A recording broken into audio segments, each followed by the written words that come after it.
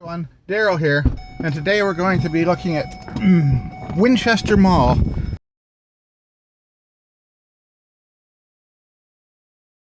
The abandoned mall. Well, it's not really abandoned, it's been repurposed into another shopping center like most of the malls around here in Rochester, Michigan.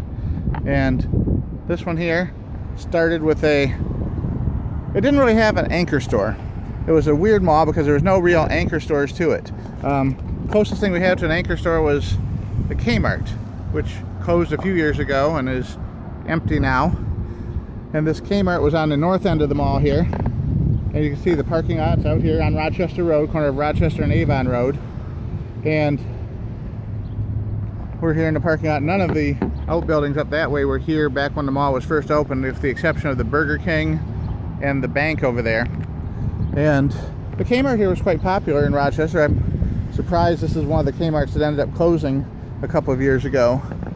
And we're going to walk up to the front and see if anything's still going on in there. But here we are. I got a little stick in my hand now. I'm going to try out today and see what we think of. Yeah, so you can hand it and rotate, and it's kind of cool. Alright, we're hoping it makes the video a little more stable too. But this was a full service Kmart. They had an auto service garage and a garden center on the north side. It had the cafeteria and snack bar also inside the deli. And it was a nice Kmart at one point. Let's see if there's anything still inside here. Oh, I don't know if you can see in there or not, but it's like totally empty, like it was cleaned out and everything was moved and nothing has been done to it since. It's like just a totally big empty retail spot sitting here. So there was no connection between Kmart and the actual mall itself. You had to walk out the front doors here and down this long sidewalk to get to where the actual mall started, which would be about where the building is sticking out there right now, except that it came out further than that back when the mall was open. It'd come out probably another 50 feet to the left there beyond where the mall sat, where it would have been opened. And you'd walk in a corridor there was a Big Boy, Elias Brothers Big Boy, right on the corner. And then you'd walk down a corridor into the main concourse of the mall, past a bunch of different little stores. And it was kind of odd because there was no real anchor store on it. It was all based on small independent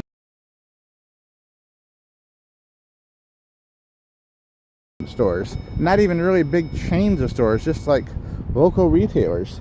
There was a guy, a weird looking guy with a record store in there. He always just sat there in a chair most of the time, half asleep, and didn't really seem like he paid much attention to the records or the business. And then there was a really nice toy store in there where we got a few toys for our oldest son when he was a newborn. And he's 30, almost 30 now, so it gives you an idea of how long ago this was. They added movie theaters to the back of the mall to make it, oops, my little tool here is kind of flopping around. They added, They added movie theaters to the back of the mall to make it more viable, and it seemed to have helped for a while. They had, I think they had either 4 or 6 screens here at one time, and it did seem to draw a lot more traffic into the mall. There were a couple of restaurants in here too. Oh, and I guess they did have one kind of big store in here. It was kind of an anchor store, Service Merchandise, which was a catalog outlet store back in the day here in Michigan. I don't know if they were around the country or not. I don't know much about Service's history, but it was a value price store of name brand products, and it was a nice store. I like Service Merchandise. We used to shop there quite a bit. All right, now we're gonna head around back. I want to show you the back side of it because that's probably where we can see the most remnants of the mall days here, and the abandoned Kmart as well. But my dad actually worked here for about 6 months. He was the maintenance supervisor here on the mall part. Didn't have anything to do with Kmart, but he worked in the mall part. And then he transferred to a different property that they owned. He really didn't like it here that well. But here's the auto service garage and the garden center, which was right behind it.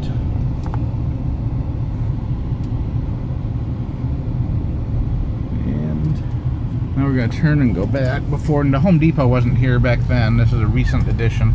Well, fairly recent. But you see the abandoned Kmart back here, and everything's just like it was walked away from, with nothing really changed.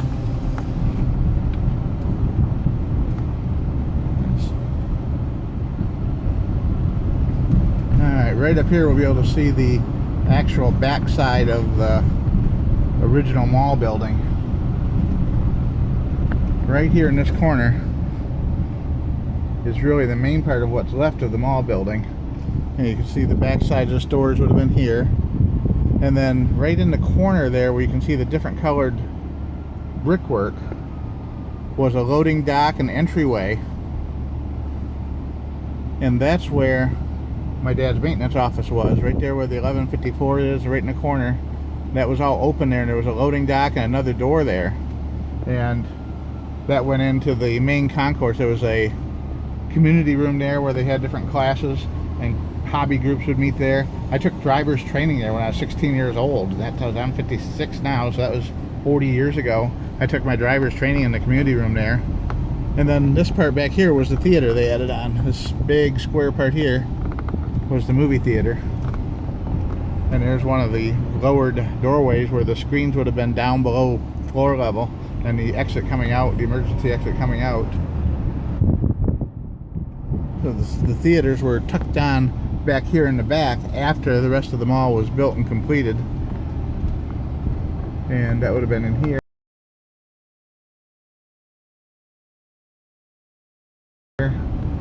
And then over on this side you've got the backs of the stores where service merchandise would have been. I think that building where it sticks out right there on the corner would have been service merchandise.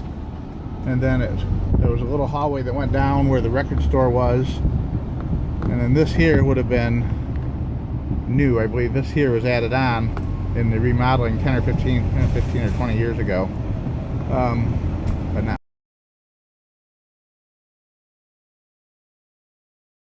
mistaken.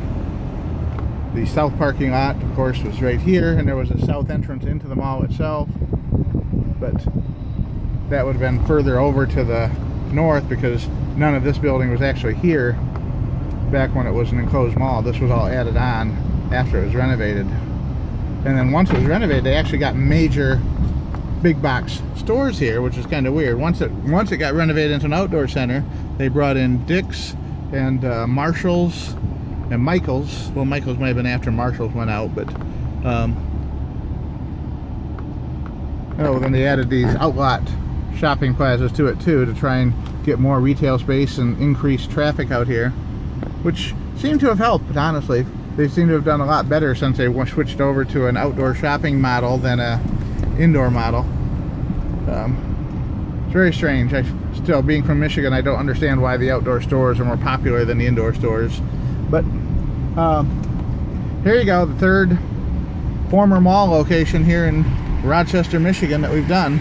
We did Great Oaks Mall, Meadowbrook Village Mall, and now Winchester Mall. And if you have any historic recollections, if you used to hang out at any of these places, feel free to leave some comments below. If you have any photographs of any of these malls from back in the day, please get in touch with me, and maybe you can send me some images that you have of the malls back when they were open. That would be really great. And I'm going to put in whatever I can find here in the video, but I'm afraid it's not going to be much for most of these because there doesn't seem to be a lot of photographic record of it online. Alright, well, thanks for watching. Bye for now. Have a great day. Before we let you go, we're going to show you the former home of Bordine's Nursery, which was it's still here. Never mind. Bordine's Nursery is still here.